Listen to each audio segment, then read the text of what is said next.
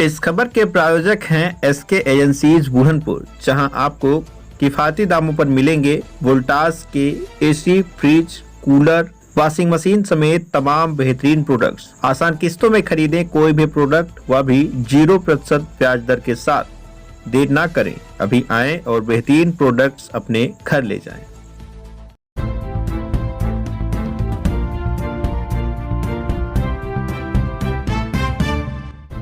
नमस्कार, आप देख रहे हैं तेज न्यूज। मैं हूं आपके साथ विनोद राजभर। आइए शुरू करते हैं खबरों का सिलसिला। सपा की बूथ स्तरीय बैठक के दौरान सपा सांसद धर्मेंद्र यादव ने सरकार पर जमकर कसा तंज। आजमगढ़ जिले के तरौलिया स्थित सपा कार्यालय पर बूथ स्तरीय कार्यकर्ता बैठक संपन्न हुई। कार्यक्रम की अध्यक्षता पूर्व मंत्री बलराम यादव ने किया। कार्यक्रम में मुख्य अतिथि के रूप में आजमगढ़ के सांसद धर्मेंद्र यादव मौजूद रहे। कार्यक्रम को संबोधित करते हुए सपा सांसद धर्मेंद्र यादव ने कहा कि यह सरकार अंग्रेजों से भी ज्यादा अत्याचार कर रही है। उन्होंने कहा कि यह सरकार युवाओं के साथ अन्याय कर रही है। देश के गृह मंत्री अमित शाह ने बाबा साहब डॉक्टर भीमराव अंबेडकर को लेकर जो बयान दिया है, उसमें उनकी जो भाषा शैली है वह एक सामंती शैली है। उनका यह बयान बेहद ही अपमानजनक है। हम पीडीए के लोग उनके इस बयान को कभी स्वीकार नहीं कर सकते। वहीं बैठक को लेकर किए गए सवाल पर उन्होंने कहा कि पार्टी द्वारा एक परिपत्र जारी किया गया है। हम लोग पीडीए पर गांव-गांव में चर्चा करेंगे। वहीं गलत बिजली बिल भेजने की समस्या पर उन्होंने कहा कि इस संबंध में हमने तकरीबन 1000 परिवार के लोगों की लिखित शिकायत जिलाधिकारी महोदय से की थी। अभी तक उस पर क्या प्रगति है, इसकी जानकारी जल्द ही अधिकारियों से लूंगा। उन्होंने कहा कि प्रतिवर्ष 2 करोड़ रोजगार देने का वादा करने वाले अभी तक कितना रोजगार दे पाए हैं, सबको पता है। भाजपा की गलत नीतियों के कारण देश गर्त में जा रहा है। पूर्व मंत्री बलराम यादव ने सरकार पर जमकर तंज कसा। उन्होंने कहा कि आज सरकार पूरी तरह से देश को बर्बाद करने पर तुली है।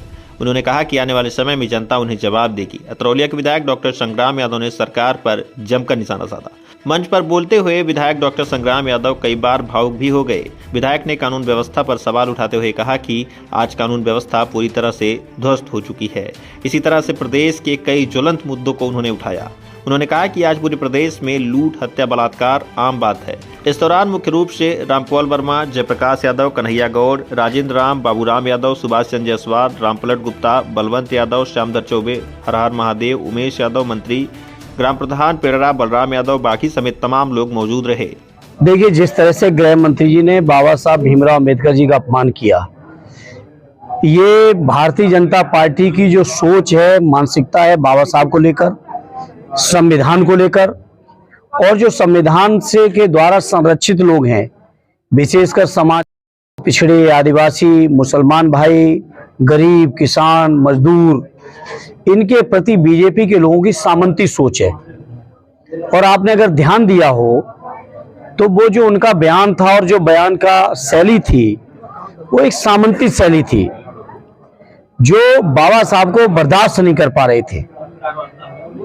और मैं समझता हूँ बेहद अपमानजनक है और हम पीडीए के लोग इस बात को कभी स्वीकार नहीं कर सकते। आज अतरौलिया में कार्यकर्ता बैठक थी। इस बैठक में कार्यकर्ताओं को क्या निर्देश दिए गए हैं? बैठक में तो स्वाभाविक तौर पर पार्टी ने भी आज एक परिपत्र जारी किया है। हम लोग पीडीए पे परिचर्चा करेंगे, सेक्टर सेक्टर, बूथ बूथ, गांव गांव निकल के। साथ ही साथ आदरणीय बाबूजी जो काफी दिन से अस्वस्थ थे, आज वो अपने साथियों के बीच, जो उनके साथ पिछले 50-55 साल से जो परिवार के लोग निकले, नौजवान कार्यकर्ता उनके साथ हैं, उनके बीच आज निकले। और मुझे भी आने का सौभाग्य दिया है यहाँ के माननीय विधायक जी ने, तो मुझे भी मौका मिला सभी साथियों से मिलने का। अच्छा, आजमगढ़ में बात कर लें, खासकर तो बिजली की समस्या काफी लोगों को हो रही। बिजली बिल में जो है कहीं फॉल्ट आ जा रहा है, तो कहीं मीटर नहीं। अगर आपने कवर किया हो तो जब निगरानी समिति की पिछली बैठक हमने की थी, तो उस बैठक में तकरीबन 1000 परिवारों की मैंने लिखित शिकायत उस समय जिलाधिकारी जी को दी थी। अभी तक उस पे क्या अब समाधान कितना किया है नहीं पूछ पाए, चूंकि उनके भी परिवार में दूसरा माहौल है, उनकी माता जी का स्वर्गवास हुआ, इसलिए अभी हम नहीं बात कर पाएंगे। कुछ दिनों में उनसे भी हम इस मुद्दे पर बात करेंगे। अच्छा, बेरोजगारी को लेकर के क्या कहना, जिस तरह से युवा जो है पूरी तरह से परेशान है, इसको लेकर? ये बीजेपी के झूठ और गलत नीतियों का कारण है। जो लोग 2 लाख रुपए, 2 लाख नौजवान को रोजगार हर साल देने की बात की थी, अब तक 20 करोड़ नौजवानों को रोजगार मिलना चाहिए था अगर उनकी बात में सच्चाई होती। लेकिन दुर्भाग्य यह है कि उनकी बात में तो कोई सच्चाई है ही नहीं, बल्कि देश की आजादी के बाद सबसे ज्यादा बेरोजगारी दर अगर बढ़ी हुई है तो आज की तारीख में बढ़ी हुई है। सर, आउटसोर्सिंग को लेकर के क्या कहना है? ये बहुत खराब योजना है। और इसमें शोषण की पराकाष्ठा है कर्मचारियों के, और शोषण के साथ साथ आरक्षण को खत्म करने का ये बैकडोर से षड्यंत्र चल रहा है। सर, इलाहाबाद के आप छात्र रहे हैं, वहाँ के नौजवान साथी बहुत लाठी से पिटे गए हैं बेरोजगार को लेकर। उस मुद्दे को मैंने सदन में उठाया और बहुत दुर्भाग्य है कि नौजवानों को अपने रोजगार के लिए, अपनी नौकरी के लिए, परीक्षाओं के लिए इस तरीके से आंदोलन करना पड़ रहा है, जेल काटनी पड़ रही, लाठी खाना पड़ रहा, बड़ा दुर्भाग्यपूर्ण है। आने वाले 27 के चुनाव में समाजवादी पार्टी किन मुद्दों पर चुनाव लड़ेगी? बहुत सारे मुद्दे हैं।